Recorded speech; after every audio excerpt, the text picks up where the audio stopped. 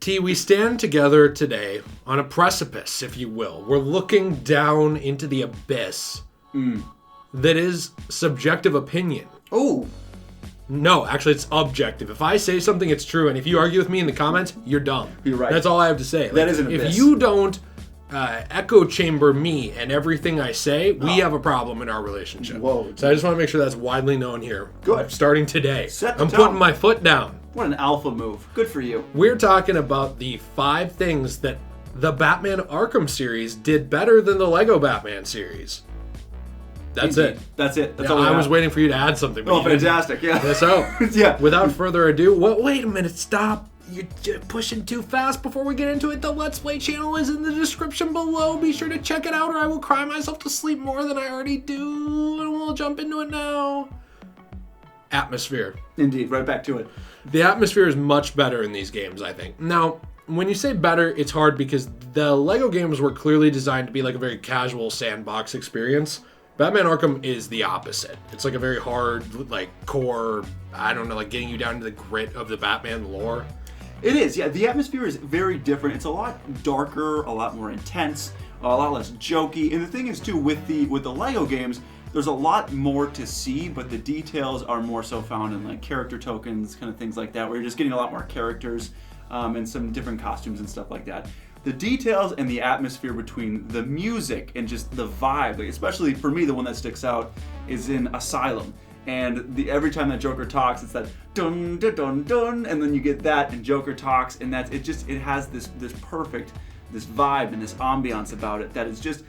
The Lego games do a great job of making a very fun, inclusive environment that has a lot of great Easter eggs, but the details and the atmosphere, we both think, is just a step above in the Arkham games. Yeah, it definitely is. I also think that, like you said, the music adds to that. There's also the locations. Like, it's not that there's more, because like we mentioned in the Lego Batman one, there's more locations in Lego Batman. There's just so much like that you can go to and experience, from Gotham to the Watchtower. Yes. There's a lot there, but the level of details in those locales is very different in the Arkham games. Like, there's a lot of hidden stuff, you know, little Easter eggs everywhere. You find new things sometimes when you go back in rooms years later. It's like most rooms had like a meticulous amount of detail put into them.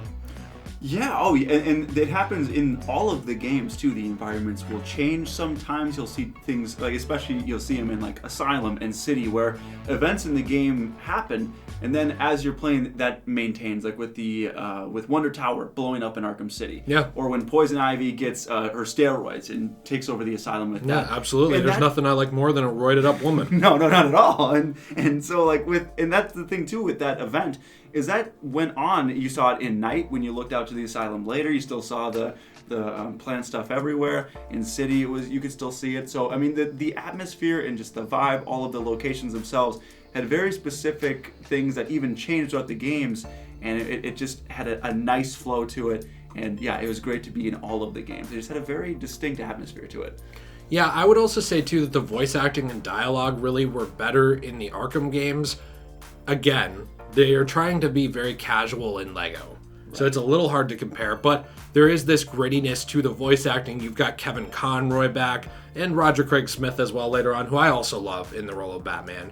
You have Troy Baker, Mark Hamill. There's like just an all-star voice acting cast that really encapsulates like the heart of these characters, what they are. So one thing too that I find interesting about this is bridging the gap between this and the animated series. It seems very clear that with Paul Dini on the crew, I don't know how you'd say it, on the writing crew for the original game Arkham Asylum and even Arkham City, that originally this was going to be almost an extension of the animated universe in some ways. It was like a more mature version and take on that. Then after that, once you hit City, it morphs into its own continuity. And because of that, they kept on Conroy, but it had that very distinct animated series feel in the heart of it, while also being this dark, gritty thing.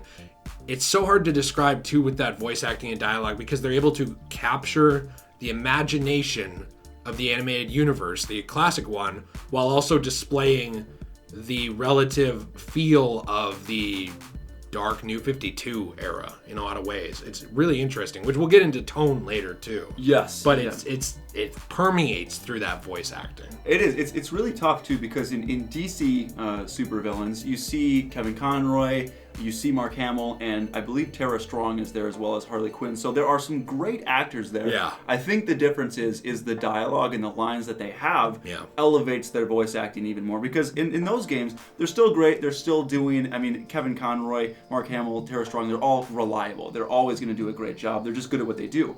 But you give them dialogue in Lego that's more, kid-friendly. It's more, a lot of it's funny.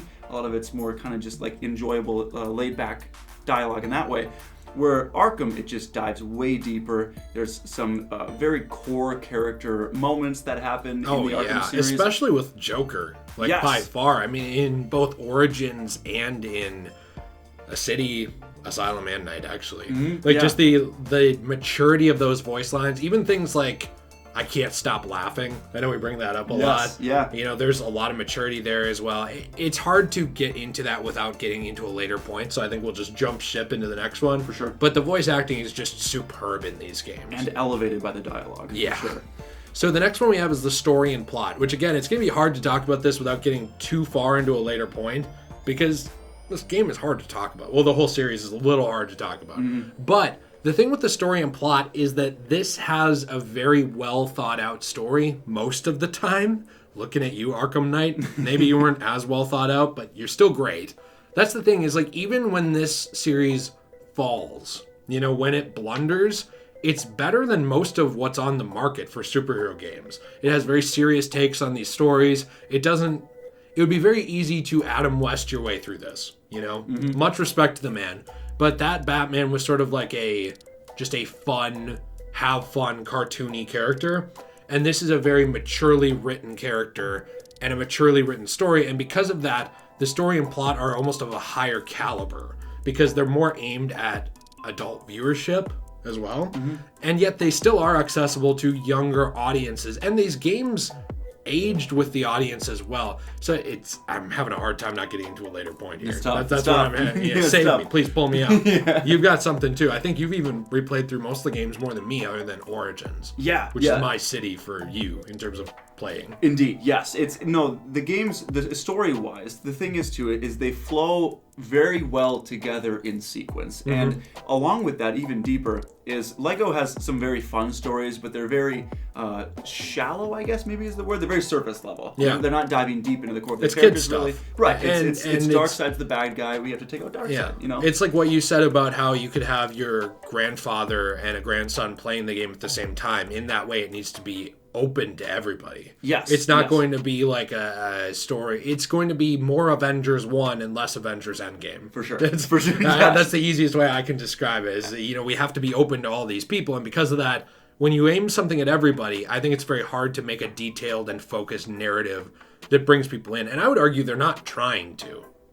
No, I would agree 100%. In Lego. No, for sure, 100%. I think they're more so tailoring it, just like, here's a nice dive into these characters and into the lore and enjoy these Easter eggs. Did you have fun? Yeah, and that's the whole idea. And that's great. Yes, yeah, and with Arkham, it's diving way deeper with the characters, with the stories themselves, and they get dark and they get very like with even the side missions, for example. The side missions themselves are, like, for example, with Mr. Freeze, with some of these, like Ra's al Ghul in even some areas, they're fantastic side missions as well. So not only is the main story great, but the side missions supplement and complement the main story as well. So it's deeper, it's obviously different. It's not really, comparing them apples to apples necessarily. No. They're completely different. I like your apples to apples comparison. Thank you for Thanks, that. I love apples. If I walked away with anything, you compared them apples to apples. I really did, yeah. That's about the most we can say about that too. I think as well the gameplay, we prefer the Arkham gameplay. Now, the Lego gameplay is fun. The problem with it is that it's also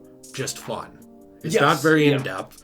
It's, again, tailored towards everyone. And I will say, too, there is a striking similarity between Lego Star Wars 1, the video game from the early 2000s, and Lego Batman 3. The heart of that game is the same.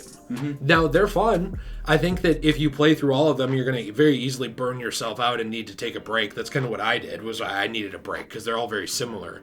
But because of that, there's not that many gameplay tweaks in between them, especially early on in, like, the Lego franchise as a whole. And then Lego Batman 1 and 2 are pretty dang close to the same. 3 expands the suit feature a lot more to be more widely open and also include more characters than 2 did. But overall, you're playing almost the same game, Lego Batman 1, 2, and 3. And I think every Arkham does feel unique. Like, Arkham Asylum is not Arkham City, and Arkham City and Origins are the closest to each other, but they are not each other. Mm-hmm. And then Arkham Knight is a totally different beast as well, with refined combat, but then adding in tank simulator missions. Yeah, yes. And I mean, with the Arkham combat, the way that it came onto the scene was it was innovational. Mm-hmm. It was a brand new, fresh take on combat. And actually, Spider-Man 2, the video game, really created combo-based combat, and on top of that, then the new Spider-Man game copied that. And so, did Arkham really create this? I don't know. I mean, I need to bring that point up. No. It's not like that's the thing. Is it was innovational because innovational doesn't mean you're the first. Yes. It means you're innovational. You bring something new to the table that puts a different spin on things. This was a rhythm-based combat system for the most part that was not widely done before this. And when it was done, it wasn't done perfectly. I mean, even something like Spider-Man 2, the game, fun combat system, a little bit rhythm-based, also very based on just, dodging out of the way, kind of like countering, but mashing square as well. And this was a little bit more of like a tactical combat system. Yeah, and the difference is too is you get stealth with the Arkham games. With Lego, that's not really happening. You're getting a lot of guys are spawning. You beat them up with your various characters, and it gets fun when you are able to use characters like Superman and other characters that have, like, say, lasers coming out of his eyes, and you're melting characters, and then you're doing other things like that. There's some great variety in there, but it does, like you said, get repetitive. There's not a whole lot of change in there, except when you start getting to later games, but still. Yeah, especially supervillains. Right. I think that seemed to be the most different, and it does seem like they've made an active attempt to differentiate their games now. Right. But I don't think they ever did as much, especially in the mid-2000s when, like, Lego Batman 1 and 2 were coming out, especially. It was a very samey experience, and there was nothing wrong with that. That's what people wanted. No, it's great, and they've refined it really well. It just hits a point where it, like, doesn't feel as special. If playing Lego Batman 2 is almost the same experience as 1, I guess. Right, and that's where Arkham kind of has a leg up in that way, and then Stealth on top of that is a fantastic system that they nailed as well, and that's just something that's not there in the Lego games. And it got better and better. It did, and that's something that Lego just doesn't really have, and that's okay, that's fine, it still works. But Arkham has a leg up as far as just the combat and interacting with enemies. I just think it's way better. It makes you feel more like Batman. Yes, for sure. You don't feel like you're playing with Legos that are Batman themed. And that's what Lego was trying to do. So we're not knocking it for that. But this is kind of what we prefer, I guess. For sure. As well. The final thing, too, is something I kind of hit a few times a little bit throughout this because it's impossible to talk about story without hitting this as well. But the mature tone, they're able to tackle a lot of, I guess, ideas and story beats that you're not able to get into in a Lego game. Domestic abuse is one of them, pretty frequent in the Arkham series. You have things like the abuse of the justice system, like corrupt cops in Origins especially, and it even comes up later, even all the way into Night. That's something that you're not really going to talk about a lot in Lego games, or if you do, it's going to be like kind of a joke, not a serious thing. Police brutality does show up a little bit in Origins, like the idea that like they just escalate and almost start a war with the criminals instead of solving anything. Like there's a lot there, especially in Origins, of like trying to clean up the justice system a little bit, and like Batman trying to work outside of the law to help the law. Yeah, and then you get even into the crimes and the criminals themselves. Into, especially for me in Night, that was rated M, I believe, right? It was. So they really went all out, and that was where you had with Professor Pig, gruesome, gnarly, a little disturbing. Even Hush, there were some really crazy things going on there with City. So there are some just really intense and dark moments in the Arkham games that you're just not going to get with the Lego games. And like we said, that's okay. There's differences. It's just what we prefer in this example. And the mature tone really is a nice, element of these games compared to the Lego, because when you're going back and forth, they kind of complement each other. If you're like, well, I'm going to go relax after playing Arkham for a while, just go play Lego for a while and relax. Yeah. But if you want to have a more intense and story-driven gaming experience, you go with Arkham. Well, and you also have some of the brutality. If you look at something like Scarecrow, how Scarecrow develops over time, we might have our issues with wanting him in Night a little more as well, but you would never have the mangled face of Scarecrow in Lego. No, and they wouldn't show the birth of Jason Todd and everything that was going on there either in Arkham Knight. So it just you have way more options as far as what you can do with the story. Yeah, you can be lighthearted on certain things if you want to. I mean, there's lighthearted elements, especially in Asylum, a little bit with certain characters. Yeah, Joker's cracking a lot of jokes, and he's hilarious in Asylum. There's some great moments, and even with Alfred and Batman throughout the series as well, there's some great moments there where especially Origins. Yeah, where it's just what now, Alfred? Yeah, it's very witty. That's the thing is you can go places where Lego can't, and you don't have to go there, but you have the option. Lego doesn't. Right. So, hey, these are the 5 things that we think are definitely better in the Batman Arkham series than the Lego Batman series. Let us know what you think in the comments down below. What are your thoughts?